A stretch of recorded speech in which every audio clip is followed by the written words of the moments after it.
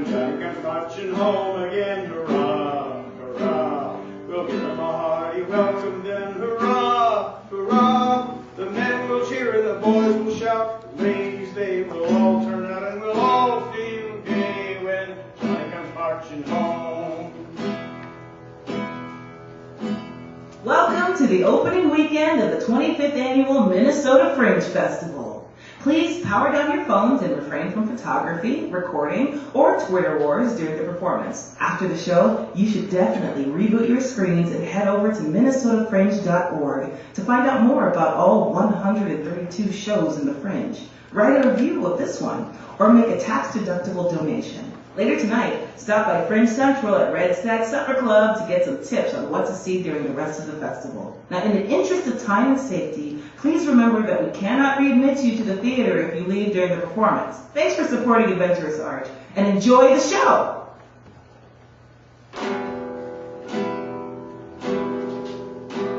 Get ready for the Jubilee, hurrah, hurrah, we'll give the hero 3 times 3, hurrah, hurrah. The laurel wreath is ready now to place upon his royal brow. We'll all feel gay when Johnny comes marching home.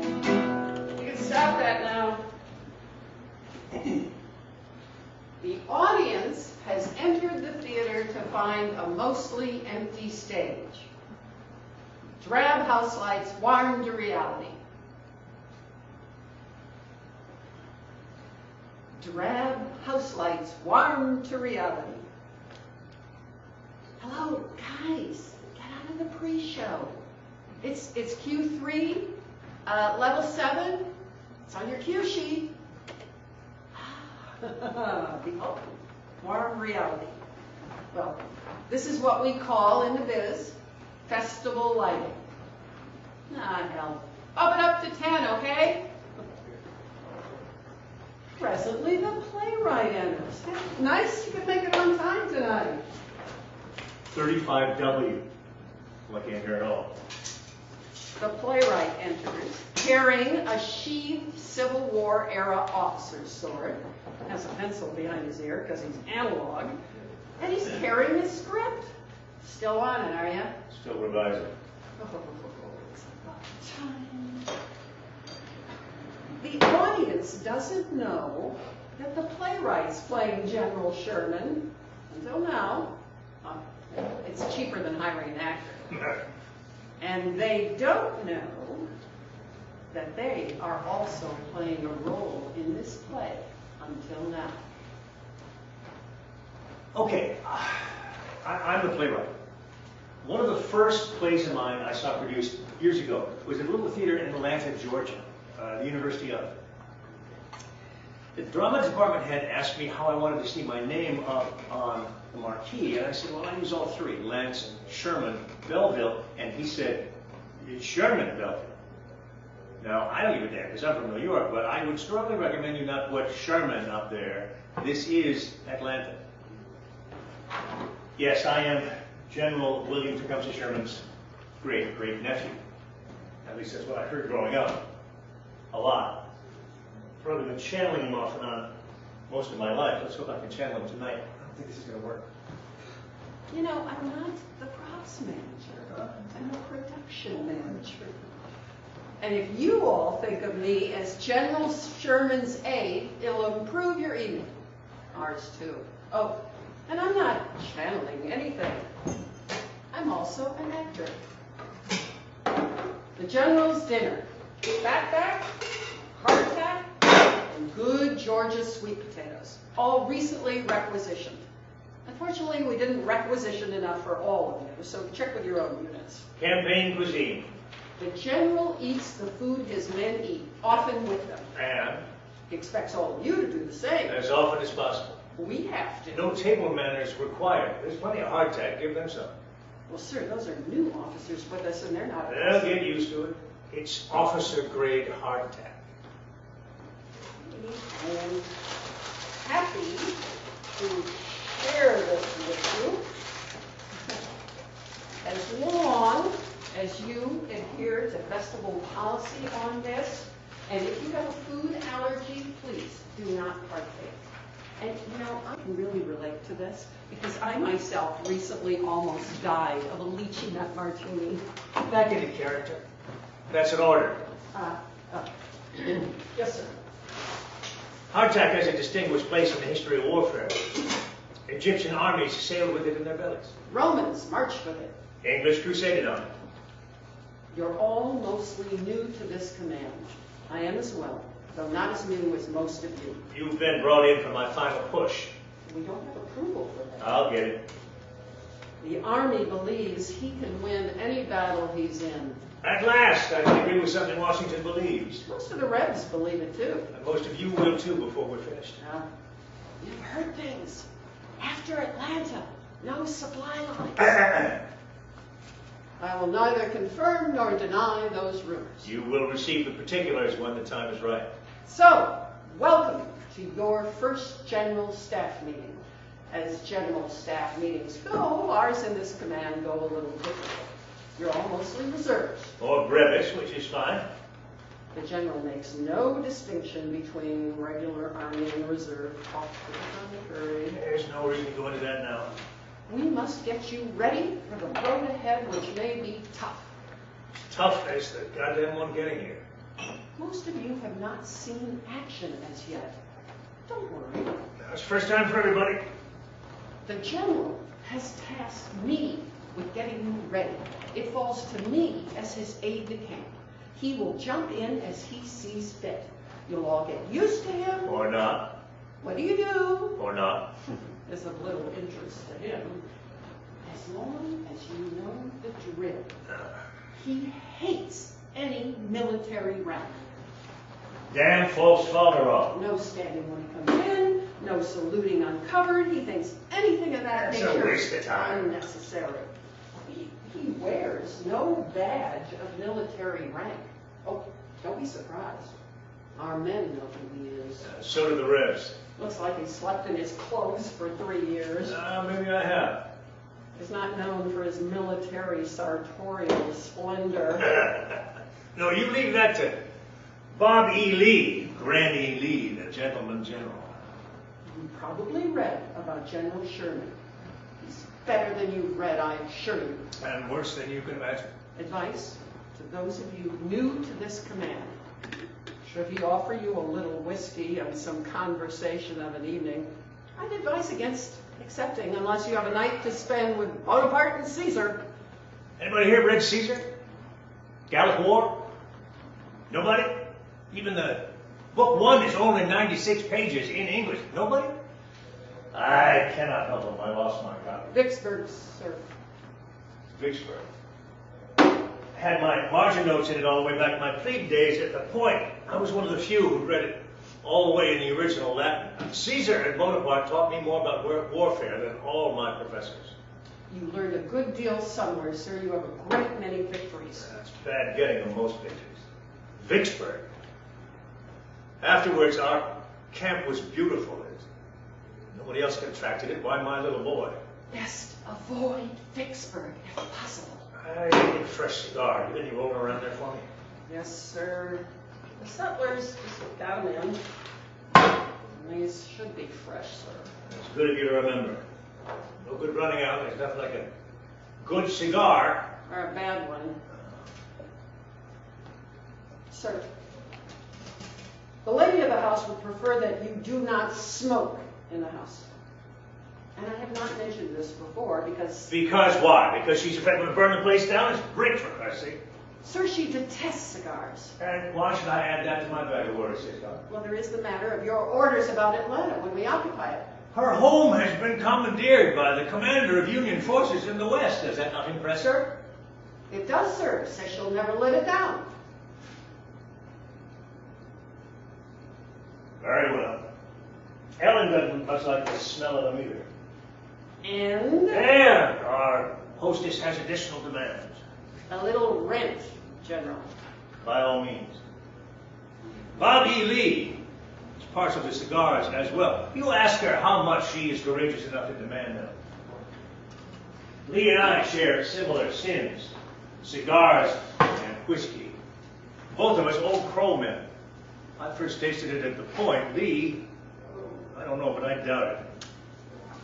Here's to the old crow, best whiskey I know, Christ, what an army we're, the U.S. Army, Christ, what an army we're in. When the hell did you learn that?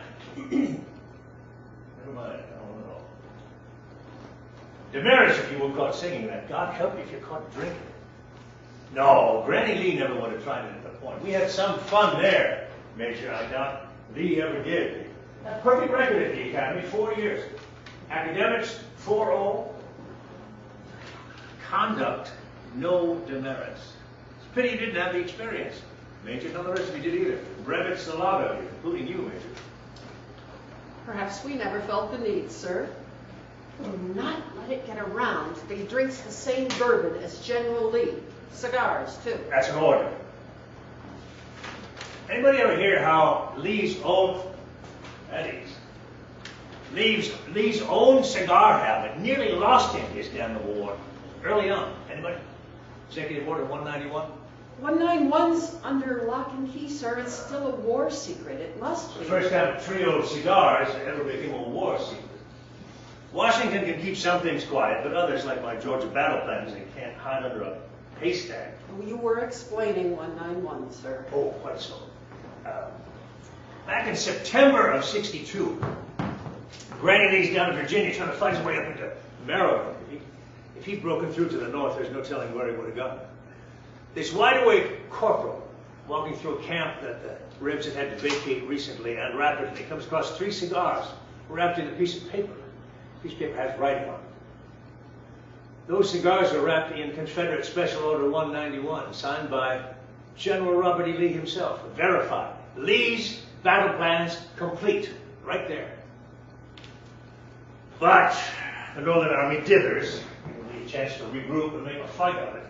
The result, Antietam. 23,000 men, dead, wounded or missing, and the horses. A draw. That's what hesitation gets you, gentlemen. Blood, death, a draw. But Mr. Lincoln declares it a great Union victory, and he uses it to decree the Emancipation Proclamation. Uses that victory to pull a proclamation out of his back pocket. Emancipation. Thousands of former slaves set free are wandering and wondering, and so begins a whole additional set of headaches for all of us, both north and south, and on goes this war for 2 more years, almost 3. Which somehow brings us back to our general staff meeting. They tend to be neither strictly tactical, occasionally personal. Often personal. You would be surprised to know how often our general thinks about the moral meanings of war. The moral meanings of war, that's von Clausewitz. None of you have read him either, I expect. He often mentions that Austrian general. Prussia. Better military minds. Reports, orders, mail to the general, telegrams. Well, some of it good and some not. Oh, this dispatch. Oh, it's from a war correspondent for the telegraph wires, and they're going to be reading about that in Washington and New York by noon tomorrow.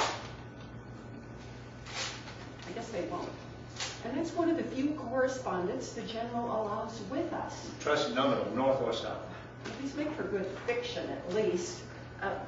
The correspondence must not be tattletales. Anything about the past passes. Any future tense, out. Yeah, no more than spies allowed of them. It's up to me, I'd shoot them all. Sir, you may want this one alone. Personal, it's a letter from a Mary Lamb Stillwell.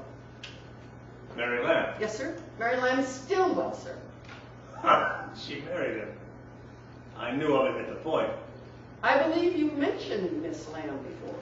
Perhaps, once or twice. Or rather more, perhaps. All right, fine. But this is the first time I've heard from her Since you were a young officer in California stationed at Yerba Buena, sir. You have a startling memory for casual references, Hitchcock. That's why you hired me, sir. I proposed you for war service as an officer because I like your forthright Republican view of this conflict. States shall not pick and choose among federal laws, and I read that, I knew. And I knew that your Yankee determination could stop them from doing it. You needed a hand up into your present role in this conflict. You needed help with your mail. voluminous, business is personal. Speaking of which, my letter, shall I? Read it, go ahead. Well, sir, I have to say that the goodwill sort of comes and goes. Understandable wartime ambivalence. Read it. My dear lieutenant turned famous general, or may I say infamous general. Oops. Sir, maybe you want me to... What I want you to do, Major, is continue. I remember our drives in the gathering Charleston dusk. Just the two of us. Buggy rides unaccompanied were considered, well, you were engaged. I found that out after the ride. I was a young officer, resolved to stay single. I went right over to the family, talked with them, there's a hell to pay. No more unaccompanied rides for that junior officer. Picnics under the magnolias on warm Sunday afternoons. You have no idea how a cool glass of lemonade improves your Shakespeare performance. I'm sure we don't, sir. Just you and me, the lemonade, and the Bard of Stratford on Avon. You see, she remembers. Any one of those young Charleston belles might have ended it between me and my dear Ellen. Now Ellen and I have 4 children. There have been few evenings when I did not cast a fleeting sweet thought to that dashingly handsome young man, so straight and fine in his Yankee officer blue. Didn't call me Yankee officer back then. It was all dearest and dear comp. Short for Tecumseh. Well, she has spicier terms than that for you, Pierce. I'm sure she does. Just stop. Proceed, Major. Now I awake each morning to newspaper reports of the demon general and his band of burning brigands. Before I could not forget you, and now I hate your memory. That's all? Well, that's not enough, sir. In the next sentence, she compares you to Attila the Hun. I've been called worse, Major. Take a letter. Well, don't you think we should put this To aside? begin. Dear Mrs. Stillwell, May Lamb. My dear Mary, it is with remembrance and regret that I read yours of putting her dignity. A world now divides us from our memories and our friendship, and many dear friends in Charleston and other southern cities I have known and loved would, if given the opportunity, slit my throat. Too frank, that throat-slitting business, Major? Well, not if it's what you believe, sir. Don't believe it, I know it. Your memories and your menfolk defend a culture and politics that have no place in the present-day world. In the years to come, you will put out the fires and discover lives brighter than past sins, while I will walk forever in the shadow of my own bone-hard philosophies. Well, now that is too frank, sir. Only the prologue. And I finish with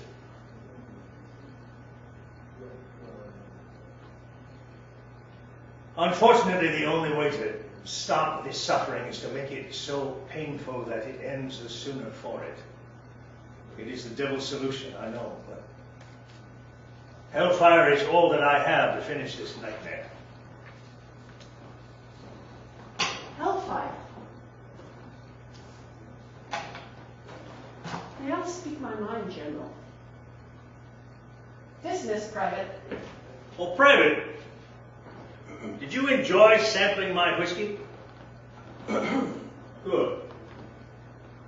The Army has a great many eyes, Private, and too many tongues. I will keep your secrets, Private, and you shall keep mine. Dismissed. May I speak my mind, General? If you learn nothing in your time beside me, Hitchcock, speak your mind to a superior officer in the Army, Major, and you remain a Major. Go ahead. This Atlanta business, sir. Have I noted a certain, may I say, ambivalence on your part? And I hope you're aware that some of your staff would welcome a change of plans. None of you had better expect any change of plans. I am ambivalent about this whole goddamn war. I'm ambivalent about the necessity for fighting it. And yet I fight as ordered. And all of you shall fight as ordered as well. I'm ambivalent about turning landless former slaves out into our world, as we are doing, and yet I've freed more than any other general. I was ordered to do so, and I am proud of it. But am I releasing them from serving in hell to being lost in freedom? I do what I must, rather than what I wish. That, gentlemen, is war. My first months with your army, sir, and I observe that we often must do what you order rather than what you wish. And I also note that Washington thinks you could do no wrong. General Grant would prefer that we move west, not east. Could you not reconsider your plans for Atlanta? I doubt whether Washington would disagree with your sparing it. Military term for what I plan for Atlanta is to neutralize. You're in the Army Council. And your military term for your proposed path across Georgia. I see columns of my army of 60,000 battle-tested troops advancing across a front 60 miles wide. That's rather more than a path, wouldn't you say, Major? Gentlemen, I have no desire that our frank discussion at this General Staff meeting should leave you with a mistaken impression of what must lie ahead of us. General Grant has suffered horrendous losses in Virginia against Granny Lee. 60,000 men last month. The sentiment about this country, as you must know, is to abandon this conflict, and that would mean an end to our great union. It falls to me to break the back of the rebellion and rob the rebels of their hearts and hands before it is too late. I will cut into the heart of Dixie and deliver such horrendous blows that it will impress and astound Southern civilians and soldiers alike. The Rebs have lost their sons and ours. Now they shall lose hearth and home. There you have the sum total of my strategy. Could you not just as easily keep up the pressure on Atlanta, draw in the last Red armies in the West to try defending it, defeat them, and not cut a 60-mile wide swath across Georgia? Gee, let us fight armies and not simply destroy civilian homes and lives. Very well. We're about to have a serious tactics discussion. Whiskey for anybody who wants it, except you. You will receive this with your individual unit's assignments. You will share it with no one. I will not read about this in the New York newspapers. Understood? Here's my thinking. We neutralize Atlanta and move east in two wings. The left feints toward Augusta, the right toward Macon. Remaining Confederate troops split to defend their two Georgia cities, and we bypass both. Reunite and drive unopposed for Savannah and the sea. I've studied the terrain. Right, here. Business. Sir, it's an Atlanta newspaper. The spy must have just brought it in, and that private thought we should see. Somebody still publishing down there? On wallpaper. Oh, the Rebs have changed their plans to defend Atlanta.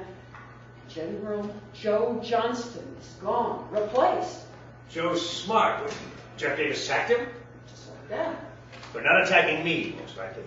Is that a good sign? It depends on who replaces him. Well, it says here it's to be a General John Bell Hood. Hood. Heard of him, don't know him. Well, he appears to have a great deal of warrior dispatch, sir. It says he's been fighting like the very devil since he lost his left arm at Gettysburg. Fighting like the very devil sounds like us. Sounds demanding. Well, that's not all his wounds. Somebody shot more often? He lost his right leg at Chickamauga. He hobbles around on a crutch to support his stump. He rides like the wind. Well, this is their description. Strapped onto his horse. Good for him. They're bringing him up from hospital in Richmond. He's bold. We should not, under any circumstances, allow the enemy to take possession of Atlanta. He's bragging that he'll attack us. Oh, he's bold, certainly, to the point of rashness. If he wants an example of Yankee resolve, my army will accommodate him. Well, this predicts that he'll drive back Sherman and save Atlanta. The press, lying as usual. Take a dispatch. To all forces in the command. Prepare for battle in any shape. New Red Commander Hood is bold to the point of foolhardiness. Plans Atlanta defense by attacking us. Anybody here know Hood? Anybody having known or served with Hood, report to headquarters immediately. Sherman. Distribute all my district. Private, you'll all have copies of this on your way out. Dismiss. Munitions report. Night bombardments, Sir Keeper Cut. What's the shell count? Enough for about 3 days, more if we hold off nights. Not nights until resupplied. I shall blow Hood out of town by daylight if I must. Next. Sir, I hardly know how to tell you this. They brought down General McPherson today. This afternoon. Is he badly wounded?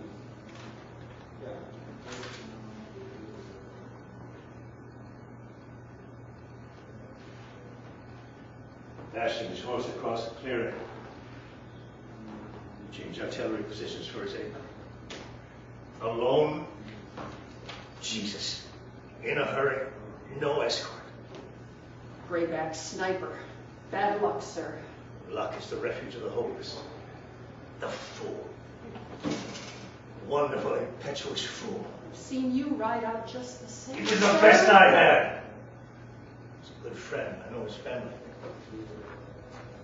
Keep the goddamn night shelling up full. I will give them holy hell until I cannot.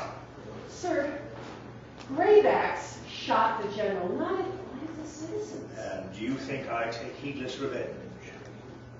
Will you do what you feel is a military necessity, sir? Regardless of civilian suffering, I will.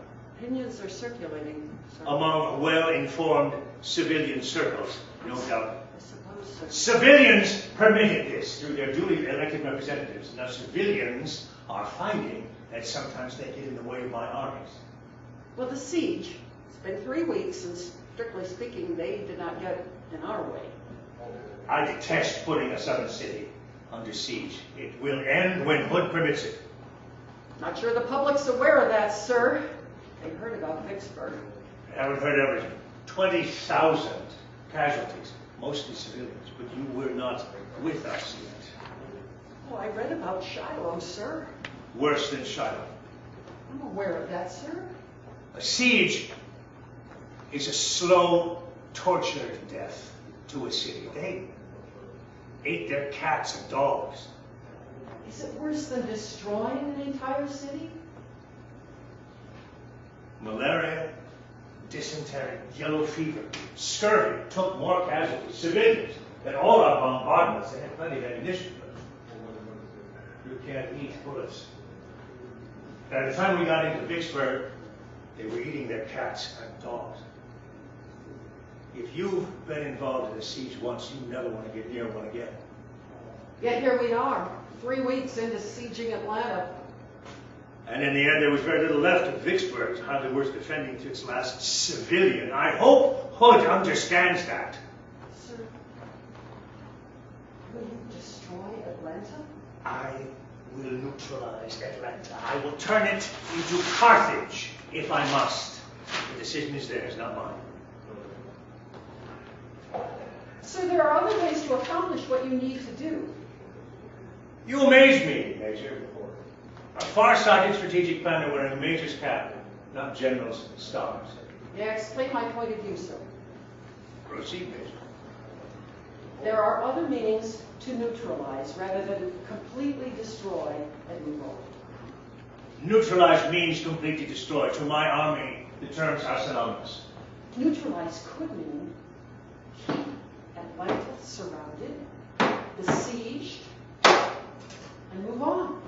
You were not with us when we besieged Vicksburg. I am haunted by the thousands of ghosts that flit around those dark and tangled ravines. There won't be ghosts after Atlanta. Read my special field order 67. Oh, you should read it as well. When they receive it. Time to release it. Noted, sir. We will destroy only military objectives, specifically, by my order. Sir, I know the order, but I also know the men, and much more will go on, and civilians will die along with their city. I will evacuate the city. Every man, woman, and child, I will work my military surgery on an empty Atlanta. The world shall be amazed.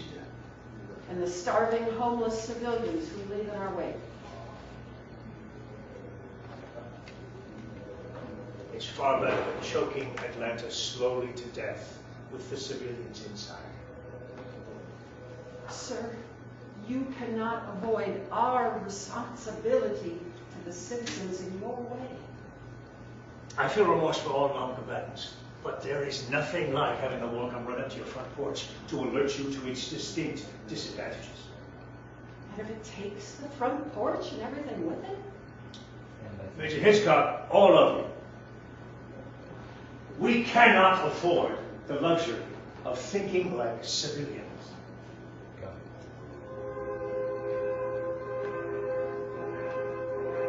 It's Verdi. Il Trovatore. That's my 33rd Massachusetts. From McPherson, I presume. Army band playing opera, sir. I'll give his memory a larger tribute than that. Yankee Atlanta. You didn't know my army band played any Verdi, did you? None of you did. Opera, sir? No. Neither did I. That's the Miserere. It's a love duet about death.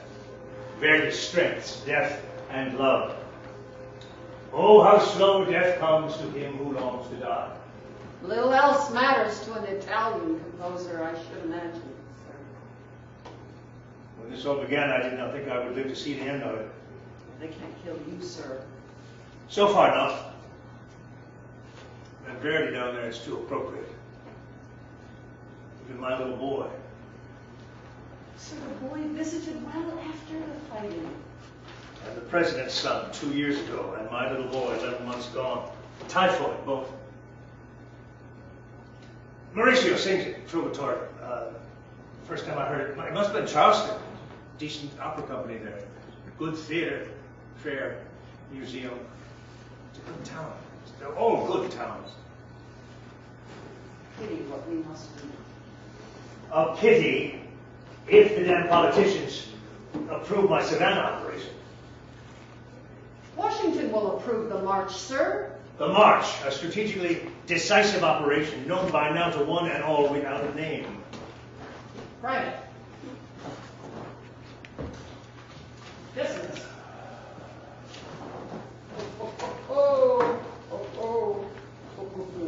Praise is pouring in, sir.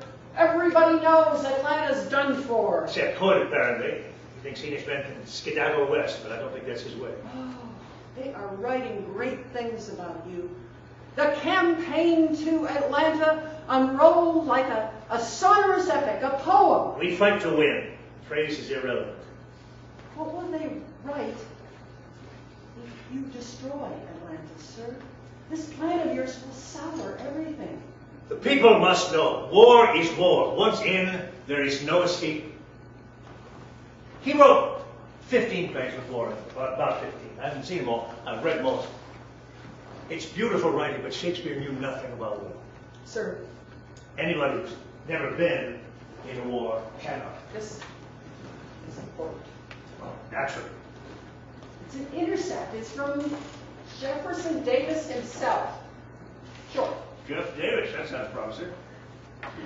It's your Georgia plan. Everybody in the world knows my damn direction. Nobody wants me to take it. Read the damn thing. Sherman attempts to march past Atlanta and he'll starve like Bonaparte at the gates of Moscow. That's it? That's it, sir. Take a message to Jeff Davis. General. No snow. Warmest regards, Sherman. Sir, it means they know our plans. They're ready for us. Jeff Davis has no idea what to do about me. I think we were supposed to intercept that message. You can forget it. Your Savannah operation, sir, what will it be called? Cruelty on the march? Cruelty. To something like that, I replied, War is cruelty. To expect it to be otherwise is like expecting a lightning strike to be otherwise. They say, after Vicksburg, you knew you were headed for the history books. But now, sir, headed in what sort of direction? Meridian, Mississippi? Grant's orders: do as much damage to the enemy as possible. Meridian was the intersection of 3 railroads. I had to deal with it. You neutralized it? Yes. Yes, sir. And Randolph, Tennessee, that too? They harbored guerrillas. I left one small building standing, a monument to suicidal stupidity. And Jackson? With all respect, sir, you put a torch to the capital of the state. Red guerrillas and sympathizers kept returning there, harassing me from behind. I put an end to it. I had to. You weren't there to be shot at from behind. Which we must now repeat in Atlanta? I will brook no repeat of Jackson, Mississippi and Atlanta, Georgia.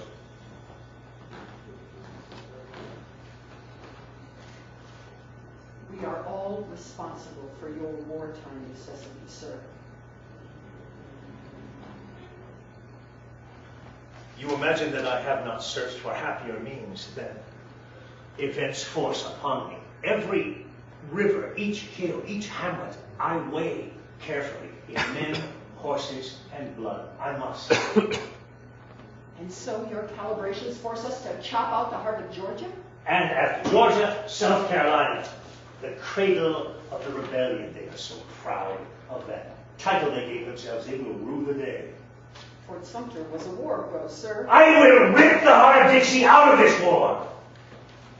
When Washington approves my plan, do you ever wonder why I waste my time reasoning with a major? General Grant is worried. We'll have no supply lines. It's part of his job as Supreme Commander. He approves my intention. Well, I'm not sure of that, sir. There's his dispatch on the Major Hitchcock, your rank requires that you follow superior orders, superior officers' orders, not question. Do you ever wonder why I waste my time reasoning with an unseasoned and non-professional officer like yourself? You respect my lawyer's reasoning, sir. Nobody respects a lawyer's reasoning. Read your Shakespeare. You ever heard of Bonaparte's fool? Bonaparte's fool? Bonaparte had a fool to whom he would explain his battle plans beforehand. The fool understood them. He'd order them issued to his office. I told Grant, leave the goddamn Washington politicians and come west to us. And you refused. That's a problem with politicians. They put party before country. Lincoln's afraid he's going to lose the war and the election. Democrats aim to win it by bringing back slavery and offering the Confederacy a goddamn armistice. If I don't take Savannah soon, Lincoln loses the election and we give away the war. I don't know whether I'm fighting him in a goddamn election or a goddamn war. Yes, sir. It would appear. Let's hear Grant's dispatch. Sherman, I'm afraid you will be bushwhacked by all the old men, little boys, and such railroad guards as are left in Georgia. I would prefer you forget Georgia and go northwest into Tennessee and catch Hood before he reattacks Chattanooga. Hood's a goddamn grayback, ragtag army of the Tennessee? Ha! Grant's starting to sound like those Washington desktop defenders. Take a telegram. Grant! I need an army of 60,000 battle strong veterans. When the rich planters see their fences and corn and hogs and sheep disappear before their eyes, they will finally realize what war means. Sir, your fool asks, can we do what you ask? 300 miles through brush, bush, and mud without a supply train, even without West Point, I know we can't. 285. Fighting my way, light and fast. Even the president's worried. Let them all down. It's all in my favor. I served here. I know Georgia better than the Red generals. These are my notes from years back. Agriculture, topography, goddamn census reports. We will forage our way to Savannah. To continue. Grant, let me smash through Georgia. What we need, we take.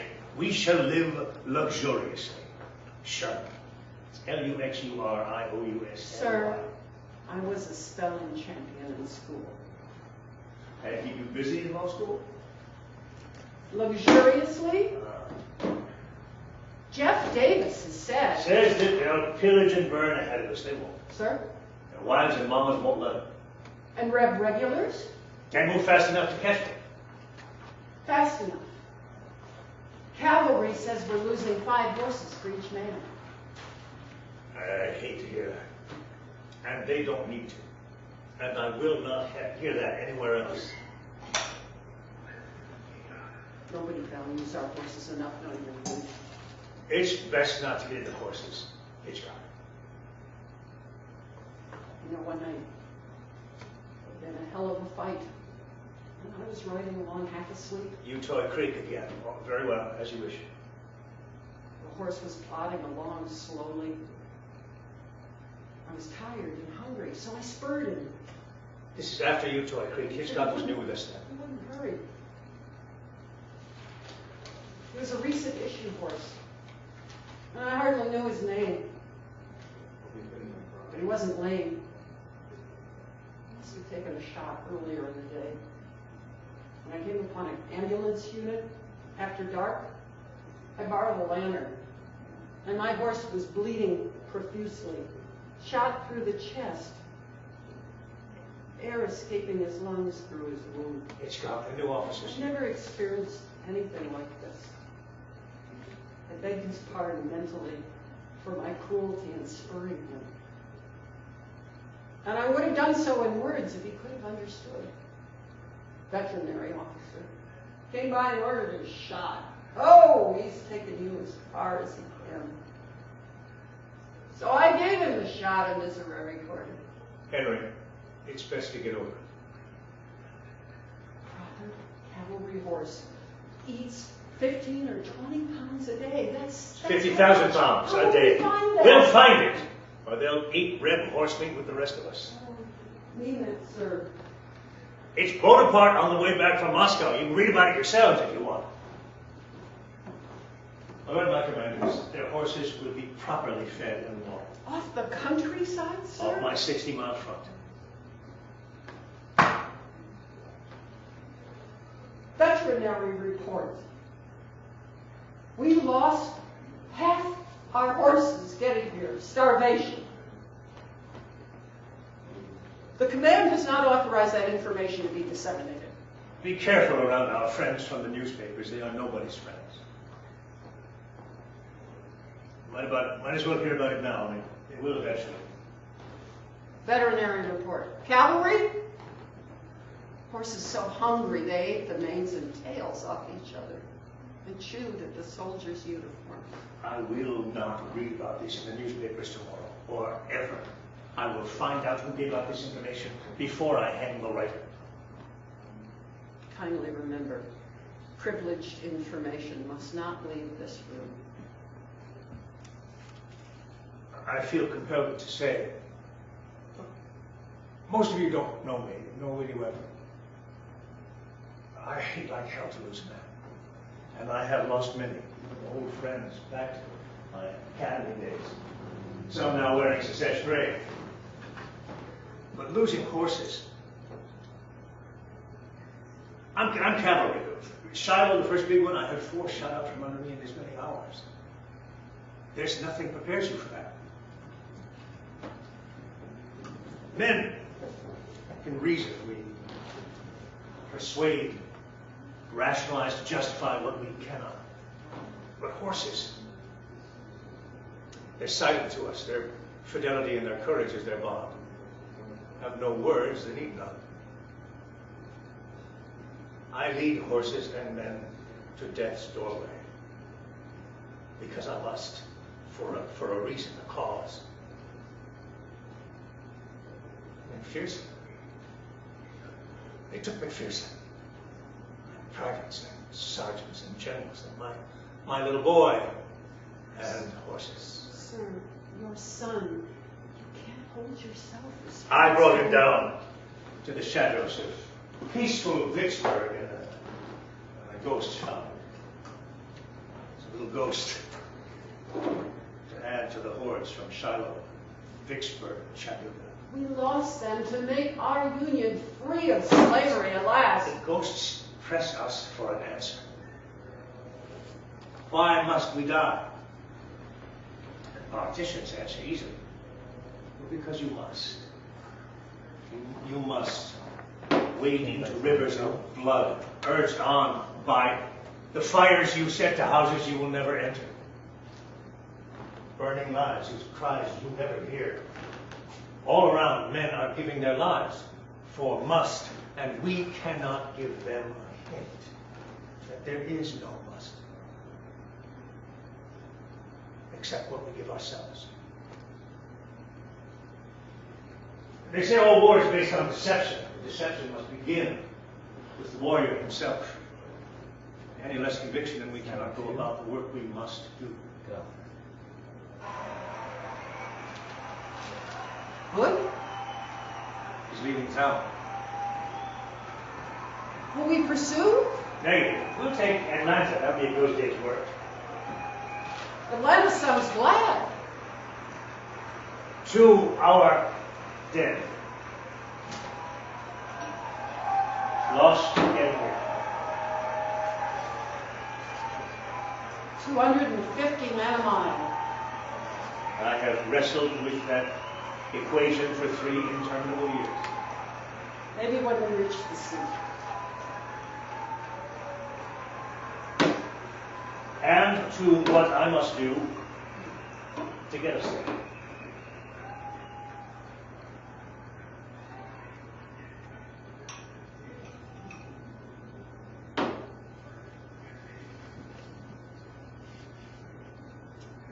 And then when we are one nation again, they will call upon us to march to the west. Sir. You know anything about Indians, Major? No, sir. Stand by sound 3. You will. 5. Go. Major, you will. Sir. Who's destroying ammunition? Is that good news? They can't carry most of it, neither could we. Leaving town sooner than I thought. Alert the advance units. We move in first light. And we won't pursue. He's running west, our business is east. All units, prepare to advance into Atlanta. Ordered, sir. Bombardment suspended. Get light artillery ready to move. Ordered, sir. On cavalry saddled and ready as needed. Ordered, sir. Ambulance is rolling, there'll be snipers. Ordered, sir. Any sniper caught alive will be shot on the spot. Same as ever. Same as Engineers and Pioneer Corps. They'll be ready, sir. Supplies. I want inventories immediately.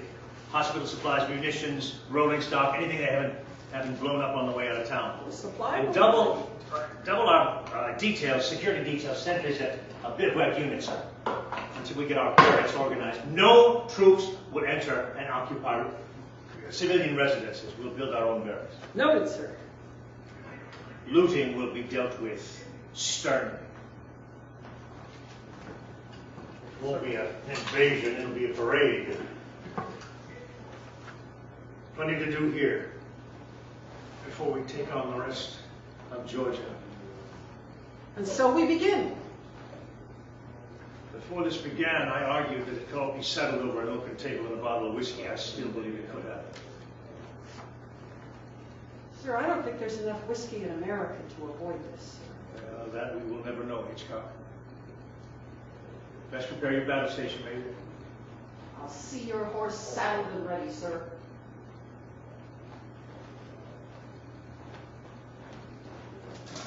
Gentlemen, prepare your units. At daybreak, we commence making President Lincoln a president of Atlanta. I thought he would, but Hitchcock never made it to colonel, not even as a brevet. 3 days after the fall of Atlanta. Stand by sound 5. Riding beside me, shot by a sniper's bullet. Meant for me? Probably. Those are the odds, the equation. Lady Luck, uninvolved. Sound. Go.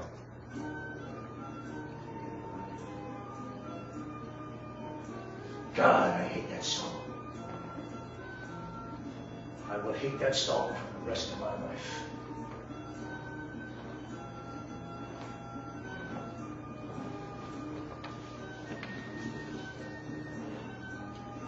Family heirloom? General Sherman's? Probably not. I guess I'll never know. That's the thing about shadows. They allow you to forget what you must and believe And by lights and what you sound, choose. that makes it cedar.